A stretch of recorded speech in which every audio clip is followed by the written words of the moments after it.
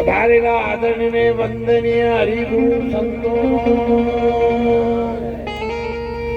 ભારતની નારી શક્તિનો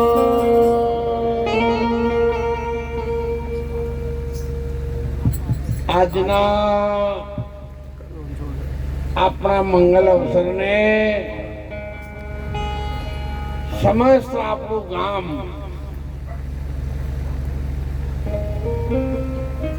સાહેબ વાઘેશ્વરી માતાના ગામના ઉપર ખૂબ મોટા આશીર્વાદના ગામના ગાંધરે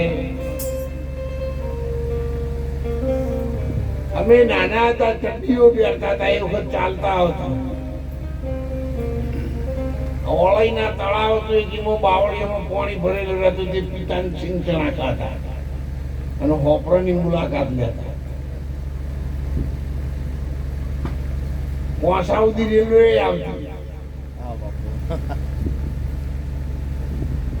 ત્યારથી માંડીને અત્યાર સુધી આ ગામના ઉપર દેવી દેવતાઓની કૃપાથી ગામના અગ્રગણ આગેવાનો, આપણા રાજકીય આગેવાનો, મહાપુરુષો અને સંતોના પાવન પગલાથી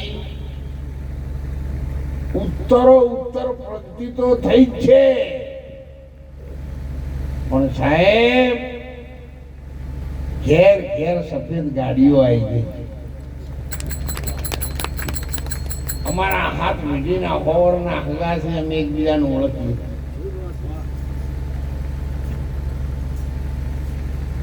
એટલે આ ગામને, આ ગામના દેવી દેવતાઓને, આ ગામની ધરતીને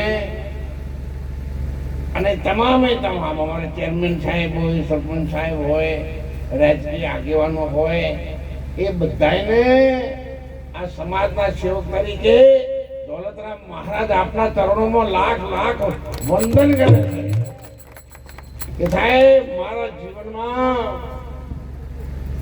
જે સપનું જોઈ નીકળ્યો હતો આ સમાજ માટે, એ આ સમાજ મને ભગવાનની ઇન્દ્રપુરી નગરી મારી નજરે દેખાડી છે.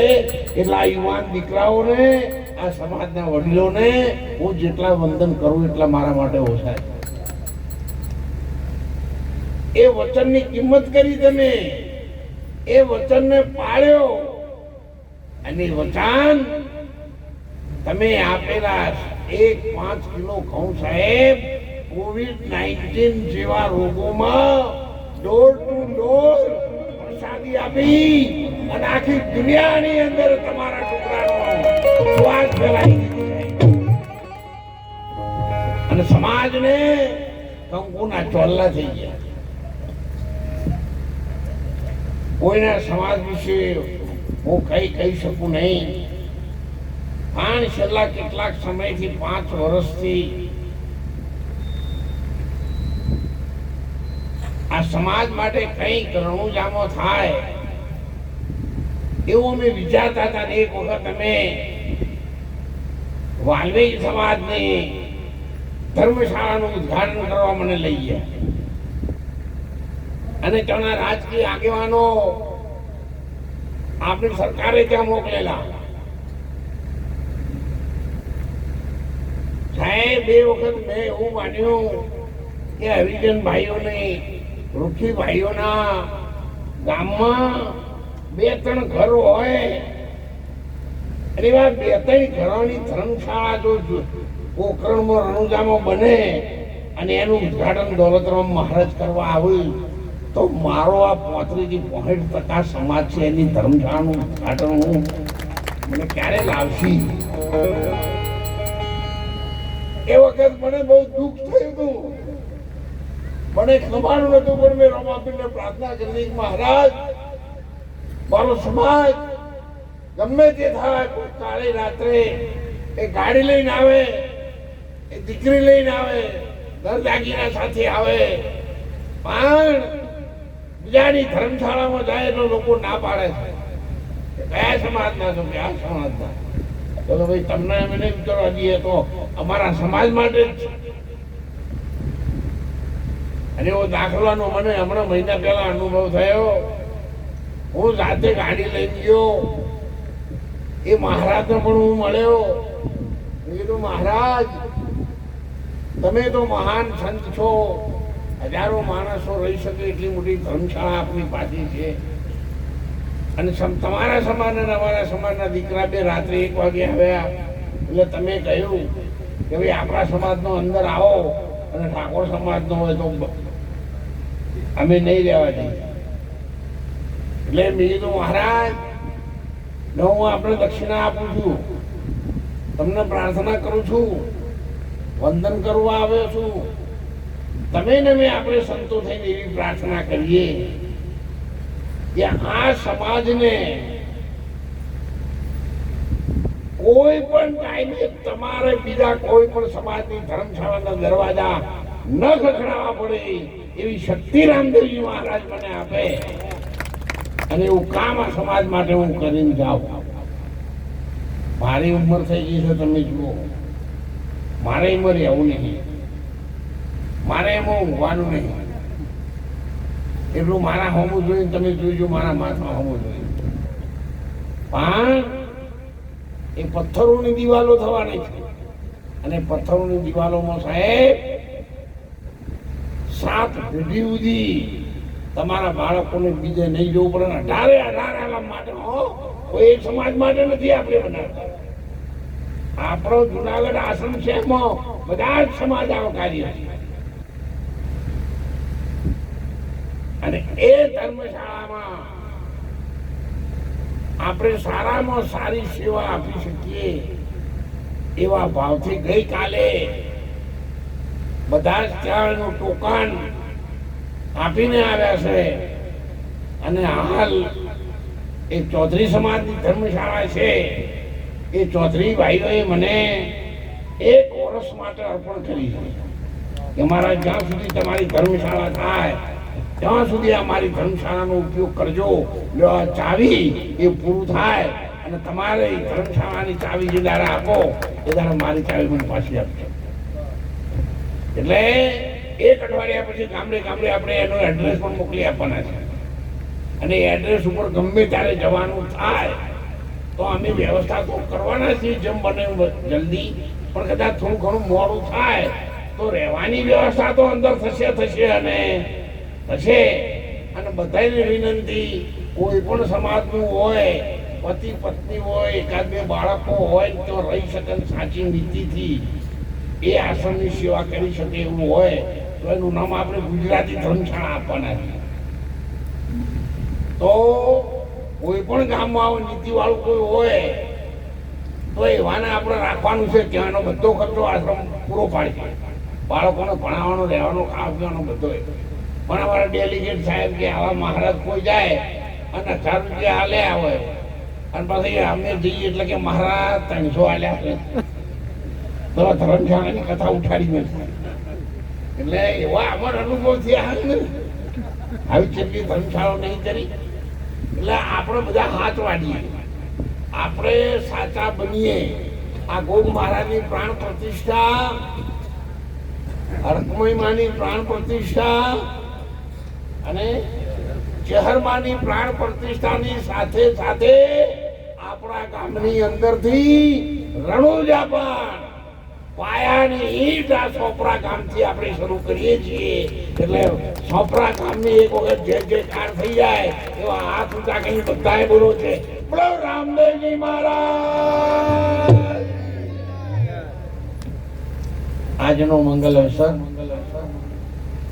સમસ્ત સંત સમુદાયને, ગામને અને એમાં જીવને તન મન ધનથી સેવા સાથ સહકાર આપ્યો છે તે સૌને આપણે વંદન કરીશું. એક ભજનમાં અમારા સંતોએ કહ્યું છે,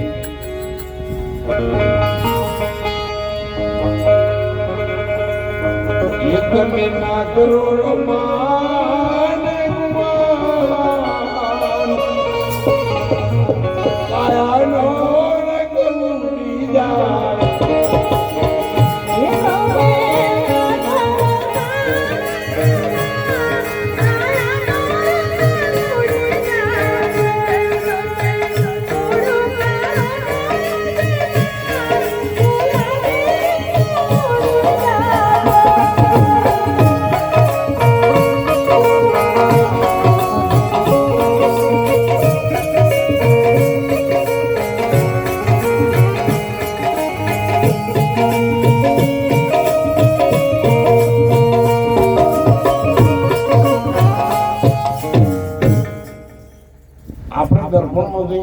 ને સારા કપડો પહેરીને એટલે આપણને એવું થાય છે કે માર જેવું બીજું કોઈ નહીં. તમે ગાડી લઈને હોય ગોદરા જાઓ ને એટલે તમે લમણા વાળો કાચ ખોલીને તમારી જેવી ગાડી બીજા કોઈને નહીં. આપણા ગામના ગોદરા છો જવું દી પાટણમાં કે મુંબઈમાં કે દિલ્હી ચેરમેન સાહેબ ગયેલા છે વિક્રમ બજારમાં લઈને જાઓ તો તમને ખબર પડે હોય તો આપણી શેકડી આવે એવું નહીં. આ તો આપણી ફસી એ બરાબર નથી. એટલે ભગવાને આપણને જે જગ્યાએ રાખ્યા છે એને ખૂબ વિચારીને આપણો જન્મ આપ્યો છે. જો જન્મ આપ્યો છે અમે ખૂબ વિચારીને આપ્યો છે, પણ એને જે આપણા જન્મ આપ્યો છે એ જન્મને આપણે બીજાનું ભલું કરી, બીજાને મદદ કરી, આપણા આત્માની ઓળખાણ કરી અને આપણો આ માણસનો જન્મ છે એના આપણે બધા સફળ બનાવી. મત કર નિંદ્રા જીવ અભાગી, થોડા જીવન સારું ક્યાસ હોય. મનુ જન્મ હે રતન પદાર્થ, એ જુગત પીર નહીં હોય. વારે ઘડીએ આ મનખા જન્મ કે આવું ટોણું આપણને મળવાનું. ગાદલા રજે ને ઢોલીઓ દાંતણ પોણીને દઈ એટલું મળે આ મનુ જન્મ, બીજા કોઈ જન્મમાં. ભેંસો 20 લીટર દૂધ કાઢું પણ કોઈ દાડો કોઈ લાડવા ખવડાવે છે? તમને લગતો ખવ અને અમે દૂધ પીવું. આપણે તો છેલ્લા હારા થઈ, આપણે હારા થઈ ને એવું તો આ જગત બીજું કોઈ સાથ નહીં. પણ આપણો સવાર છૂટી જાય તો માણસ જેટલું સાહેબ ભલું બીજું કોઈ છે. જો કૂતરો એ નહીં છે, બિલાડો એ નહીં છે, ગાયો ભેંસો, ઊંટ, હાથી, ઘોડા બધા બચારા એનો એ જ. આ મંદિરો આપણે કેમ બનાવીએ છીએ? મોણાને સુધારવા કે કૂતરાને? હા, મોને સુધારવાનું છે. આ પ્રાણ પ્રતિષ્ઠા કરે છે ને એ ઉખેડી નાખે એવો છે. આ તો સમય જતો રહ્યો ભાઈ. એટલે બધું ભગવાન માતાજી સારું કર્યું. ઓમના ગોદરે ને કે કેટલાય માતા એના રમતા વેચેલા રાવણના ખાતામાં જતા રહ્યા હતા, રાવણ થઈ ગયા. ના તો કોઈનાથી ડરતો નથી માણસ, કોઈનાથી ડરતો નથી જાય, પણ એક એના મોતથી ડરે છે. મોત દેખાય. આ COVID-19 રોગ આવ્યો ને તારે બાપ દીકરાનો નતો, ભાઈ ભાઈનો નતો, પતિ પત્નીના નતો થાય. જો દીકરાની રોગને એમ કીધું હોય ને ડોક્ટરે કહો ને ભાઈ કોઈ 100% રોગ થઈ ગયો છે તો એ દીકરીના બાપને કે બાપા ઘરવાળી બચાવી નહીં, 25 લાખ રૂપિયા ખર્ચો કરેલો છે, પણ કે સાહેબ ને બીજા જોતા 5000 આલ્યા. જો કોઈ આ ના થાય તો બારું બાર સિંદૂર હમા ગોળમાં ફેર લગન કરજો ચિંતા કરે ને પણ ના પાસે જાતો એવું કહેવા વાળો આ રોજ માણસ હતો સાહેબ. અને એમાંથી આપણા બધાને ભગવાને બચાયા છે. જે રહી જાય બધા બચી ગયા છે આપણે બધાએ. તો આપણે ભગવાનને પ્રાર્થના કરીએ કે બીજું તો જેટલું સારું થવું એટલું થશે, પણ ભગવાન આ એક સેવાનું કાર્ય છે. ગરીબ માણસ બિચારો એનો થેલો લઈ પૈસા ઉછીના લઈ લક્ઝરી બસમાં બેસે, રણુજા જાય અને એનો બધો થેલો ખોઈ જાય. તને ખબર પડે કે અહીંયા સમાજની ધર્મશાળા ત્યાં જાય અને ખાવાનું મળી રહે, રહેવાનું નાવા ધોવાનું મળી રહે, ત્યાં જવાનું છે. પાટણ પેલો ખોવાઈ ગયો છે એટલે પાટણ જવાના 2-3 રૂપિયા લઈ જા, બધું નાસ્તો પાણી કરજે, શાંતિથી ખાજે અને વળી જ્યારે આવો ત્યારે પાછા લાવજો. આવો જૂનાગઢનો મને અનુભવ થઈ ગયેલો. એટલે આવી ખૂબ સગવડતાઓ થશે.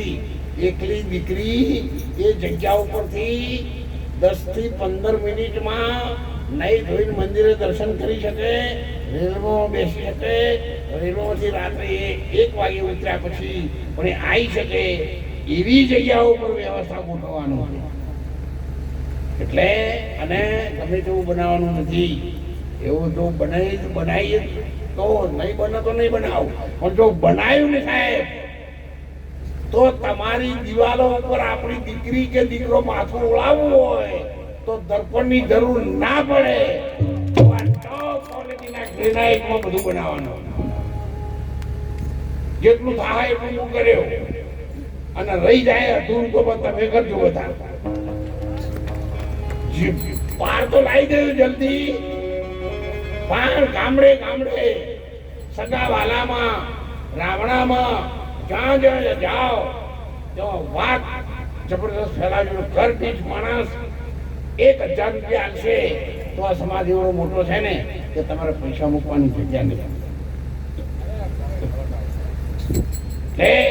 બધા તમામ સમાજને અમારી વિનંતી છે, બેન દીકરીઓને વિનંતી છે, અને આપણે એમાં સફળતા પ્રાપ્ત કરીએ.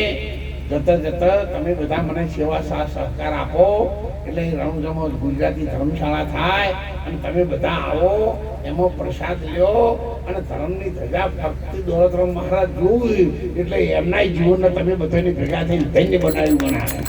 મારું જીવન પણ ઉજળું તમે બનાવશો એવી આશા સાથે બોલો વાઘેશ્વરી માતા કી જય, રામદેવજી મહારાજ કી, ગોગ મહારાજ, સમસ્ત સોપડા ગામ પરિવારનો